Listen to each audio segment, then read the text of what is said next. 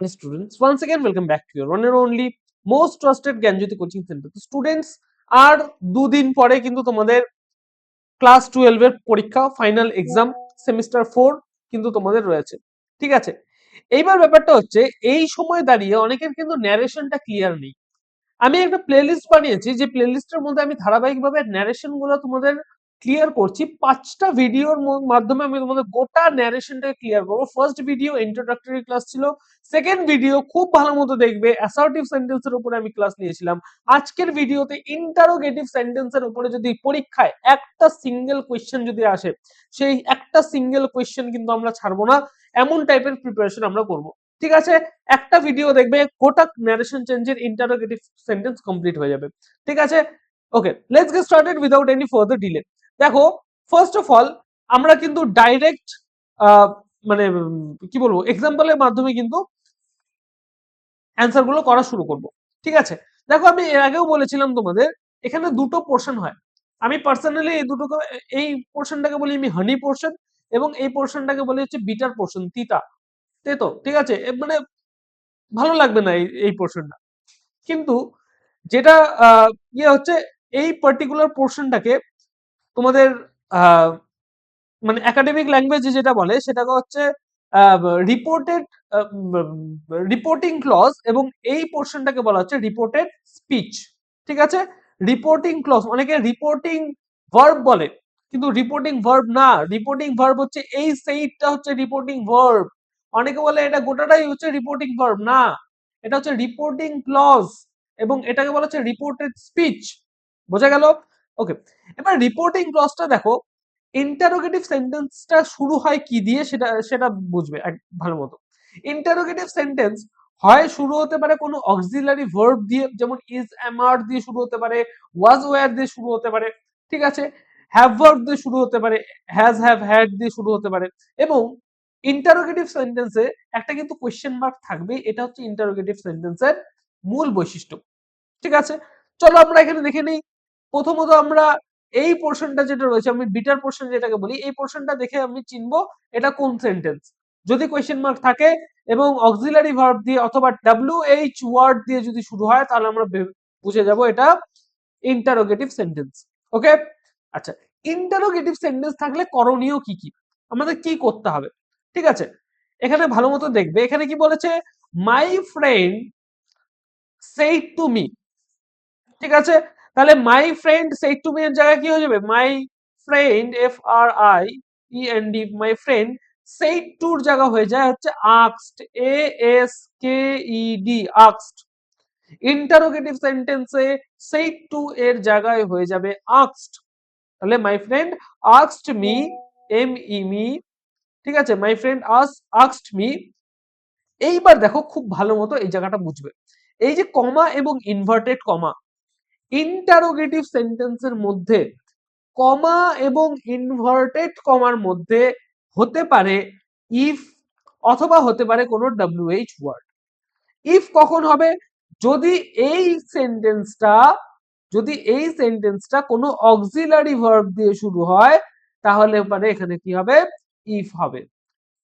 যদি এটা কোনো WH ওয়ার্ড, অর্থাৎ হু, হুইচ, হাউ, ওয়েন, ঠিক আছে, বোঝা গেল, তারপরে ওয়াই, এই সমস্ত যদি ওয়ার্ড দিয়ে শুরু হয়, WH ওয়ার্ড দিয়ে শুরু হয়, তাহলে কিন্তু এখানে ইফ বসতো না, এখানে কিন্তু সেই WH ওয়ার্ডটাই বসতো।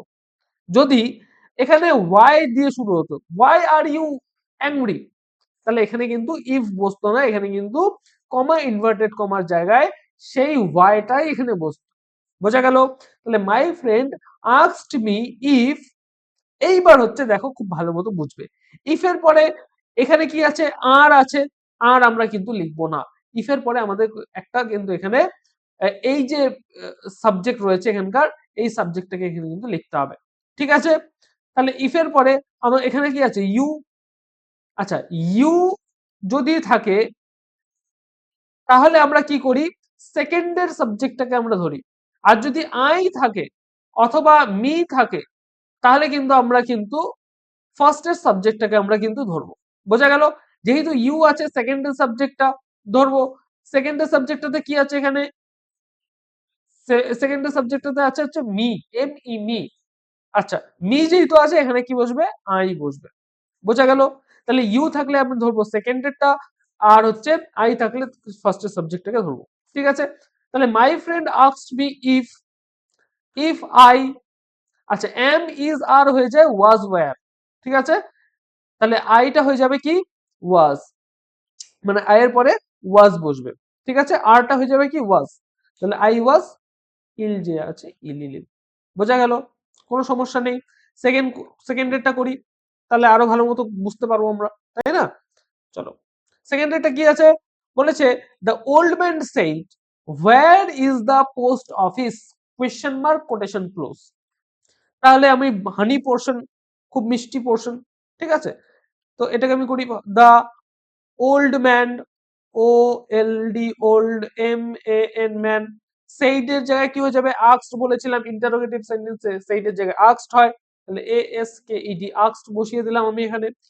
কমা, ইনভার্টেড কমার জায়গায় আমি কি বলেছিলাম, হতে পারে ইফ হবে, না হলে কোনো ডব্লিউএইচ ওয়ার্ড হবে। ইফ কখন হবে, যখন এটা অক্সিলারি ভার্ব দিয়ে এটা শুরু হবে তখন ইফ হবে। যেহেতু এখানে ওয়্যার আছে তার মানে কি এটা ডব্লিউএইচ ওয়ার্ড, তার মানে সেই ডব্লিউএইচ ওয়ার্ডটাই বসবে, WH E R E, where. The old man asked where, এইবার কি করব, ইজ বসাবো কি, বসাবো না, where the post office, where the, TH the post office, post অফিসটা এখানে লিখে দেবে, where the post office is এমআর হয়ে যায় কি, ওয়াজ ওয়্যার, তাহলে ইজটা হয়ে যাবে এখানে ওয়াজ। তাহলে ফুল স্টপ, ফুল স্টপটা দিতে ভুলবে না অবশ্যই, ফুল স্টপ কিন্তু এখানে হবে, কোশ্চেন মার্ক হবে না, ফুল স্টপ হবে। তাহলে the old man asked where the post office was. বোঝা গেল? চলো নেক্সট আমরা, let's move question number 3। Mother said to me have you completed the homework. তাহলে এখানে কি হবে, তাহলে mother, M O T H E R, mother said to me এর জায়গায় কি হবে, সেইড টু এর জায়গায় asked, A S K E D, asked. Mother asked, মিটা মি বসবে, মাদার আস্কড মি। এইবার কি বলেছিলাম আমি এখানে, যদি অক্সিলারি ভার্ব, যদি হ্যাভ ভার্ব দিয়ে শুরু হয়, অক্সিলারি ভার্ব দিয়ে শুরু হয়, তাহলে কি হবে এখানে, সেই অক্সিলারি ভার্ব যেহেতু আছে সেহেতু ইফ বসবে, আর যদি ডব্লিউএইচ ওয়ার্ড থাকতো তাহলে সেই ডব্লিউএইচ ওয়ার্ডটাই ইফ এর জায়গায় বসে যেত। ঠিক আছে? তাহলে মাদার আস্কড মি ইফ, তারপরে আমরা কি করব, হ্যাভটাকে ধরবো, কখনোই না, আমরা কি করব, ইউটাকে নেব। ইউ যেহেতু আছে তাহলে আমরা সেকেন্ডেরটা ধরবো, আই থাকলে কি করতাম, ফার্স্টেরটাকে ধরতাম। ইউ যেহেতু আছে সেকেন্ডেরটা ধরবো, তাহলে সেকেন্ডে কি আছে, মিটা এখানে হয়ে যাবে আই। তাহলে mother asked me if I, এবার হ্যাভ আই, হ্যাভ হয়ে যায় হচ্ছে had, H A D, had. যদি হ্যাজ অথবা হ্যাভ থাকে তাহলে সেটা হয়ে যায় had, H A D, had. তাহলে mother asked me if I had completed the homework, full stop. বোঝা গেল? Mother asked me if I had completed the homework, full stop. Next 4 number দেখি কি বলেছে। 4 নাম্বার বলছে দেখো, I said to him, comma inverted comma start, when will you do it? তাহলে I said to এর জায়গায় হয়ে যাবে, যেহেতু কোশ্চেন মার্ক আছে আমরা বুঝে গেলাম ইন্টারোগেটিভ সেন্টেন্স। said to এর জায়গায় কি হয়ে যাবে, asked, a s k e d, asked। তাহলে I asked him, h I m him, comma inverted কমার জায়গায় আমি বলেছিলাম আইদার ইফ বসবে না হলে ডব্লিউএইচ ওয়ার্ড বসবে। এখানে কি আছে, ডব্লিউএইচ ওয়ার্ড দিয়ে যেহেতু এটা শুরু হয়েছে তাহলে সেই ডব্লিউএইচ ওয়ার্ডটাই এখানে বসে গেল, when, W H E, when.